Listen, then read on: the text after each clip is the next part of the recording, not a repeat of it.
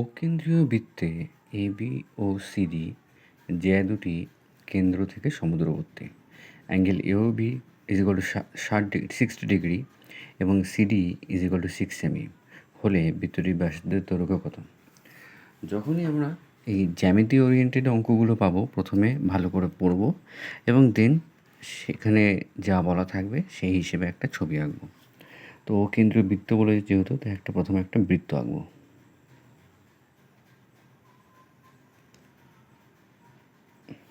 ওকে, তাহলে এটা একটা ও কেন্দ্রীয় বৃত্ত। আমি এখানে কেন্দ্র দিলাম, ও নাম দিয়ে দিলাম।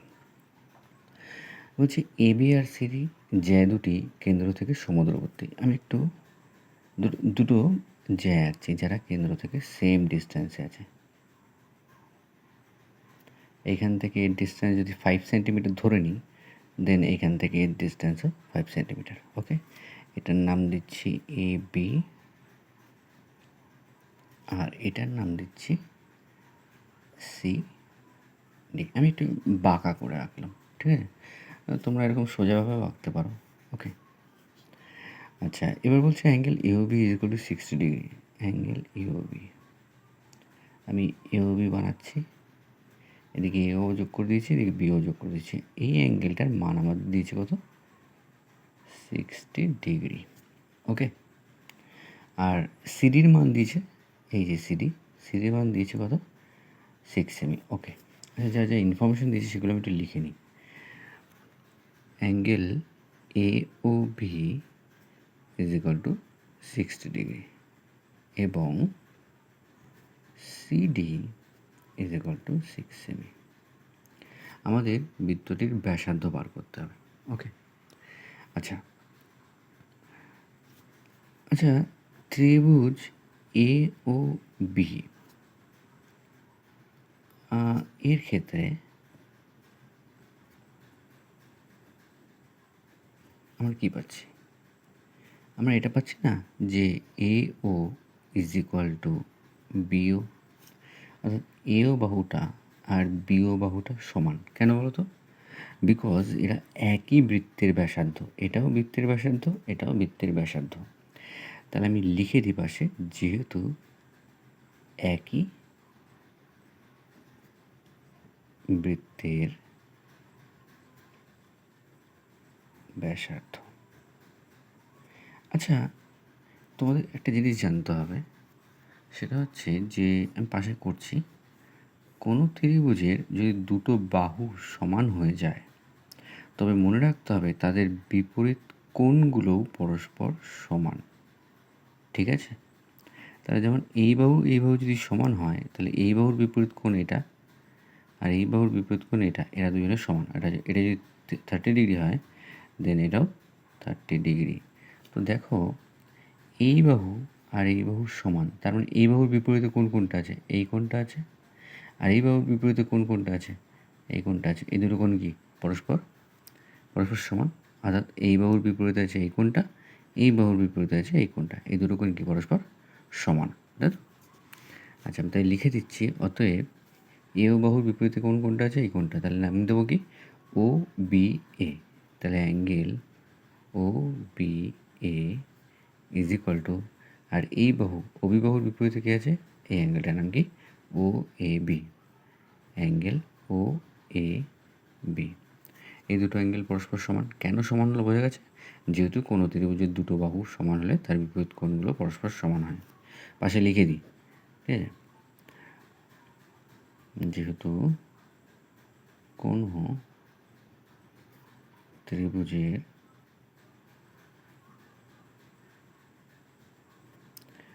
দুটি বাহু সমান হলে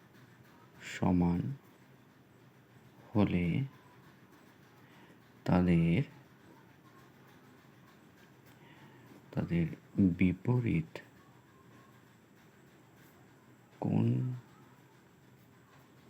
কোণগুলি ও পরস্পর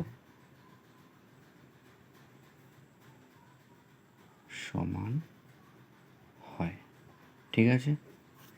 আচ্ছা, এইবার আমি একটা জিনিস দেখি, এই যে ত্রিভুজ, আমরা জানি ত্রিভুজের 3টে কোণের সমষ্টি কত, 180 ডিগ্রি, তাই তো?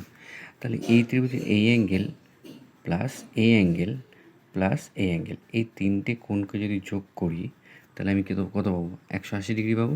তাহলে অতএব angle O P A plus angle O A B plus angle A O B is equal to 180 degree. বা দিলাম angle O B A plus angle O B A, কি লিখতে পারি তো? এখানে ও বি এ মানে কিন্তু ও এ বি, তাই এখানে যে ও এ বিটা আছে তার জায়গায় আমি কি লিখে দিয়েছি, ও বি এ লিখে দিয়েছি। এখানে কি এটা সমান, প্লাস অ্যাঙ্গেল এ ও বির মান আমাদের দেওয়া আছে, angle A O B is equal to কত, 60 ডিগ্রি। তাহলে এখানে আমি 60 ডিগ্রি লিখে দিচ্ছি, ইজ ইকুয়াল টু 180 ডিগ্রি। বা এটাকে আমি লিখতে পারি 2 angle O B A is equal, এই 60 যদি ওপাশে মাইনাস হয়ে যাবে, মানে এখানে প্লাস আছে, ওপাশে গেলে মাইনাস, 60 ডিগ্রি হয়ে যাবে। তাহলে 2 angle O B A is equal to 120 degree. মানে 2 দিয়ে যদি 120 কাটি তাহলে কত হবে, 60 ডিগ্রি। তাহলে বা angle O B A is equal to 60 degree. আচ্ছা, ও বি এ যদি 60 ডিগ্রি হয় তাহলে ও এ বিটাও কত হবে, 60 ডিগ্রি হবে, কারণ এখানে দুজন পরস্পর সমান। তাহলে অতএব angle O A B is equal to 60 degree. আচ্ছা, এবার একটা জিনিস দেখো, এই যে ত্রিভুজ, এই ত্রিভুজের এই কোণটাও 60 ডিগ্রি, এই কোণটাও 60 ডিগ্রি, আবার এই কোণটাও 60 ডিগ্রি। তাহলে এই ত্রিভুজটা একটা কী ত্রিভুজ, সমবাহু ত্রিভুজ। আমি এই পাশের পেজটাই লিখি। অতএব ত্রিভুজ এ ও বি একটি সমবাহু ত্রিভুজ। তাহলে কোনো ত্রিভুজের 3টে কোণ যদি সমান হয় তবে মনে রাখতে হবে সেই ত্রিভুজের 3টে বাহুও সমান। তাই এখানে যেহেতু এই ত্রিভুজের 3টে কোণই 60 পেয়েছি, এটাও 60, এটাও 60, এটাও 60, তাই যেহেতু ত্রিভুজের 3টে কোণ সমান তাই এই ত্রিভুজের 3টে বাহুও সমান হবে। ওকে, আমি তাহলে লিখে দিই, অতএব A B is equal to O A O is equal to BO. ঠিক আছে, এই 3টে বাহু, এ বির সাথে এ বাহু সমান আর বিও বাহু সমান। ঠিক আছে। আচ্ছা, এখানে কিন্তু একটা প্রশ্ন বলে দেওয়া আছে যে ও কেন্দ্রীয় বৃত্তে এ বি ও সিডি যে দুটি কেন্দ্র থেকে সমদূরবর্তী। এই কথাটার থেকেও একটা জিনিস বার হয়, তোমরা একটা উপপাদ্য করে এসছো যে কেন্দ্র থেকে যে দুটো বৃত্ত সম দূরত্বে অবস্থান করে, মানে কেন্দ্র এখান থেকে এর দূরত্ব যা হবে এখান থেকে এর দূরত্ব তাই হয়, তাহলে এই যে দুটো হয় এরা দুটো কিন্তু দৈর্ঘ্যের দিক থেকে সমান, অর্থাৎ এ বি আর সিডি কিন্তু পরস্পর সমান। লজিকটা লিখছি যে ও কেন্দ্রীয় বৃত্তে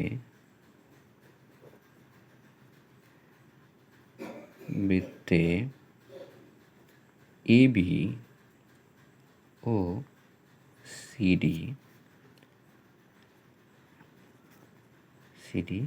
যে দুটি কেন্দ্র থেকে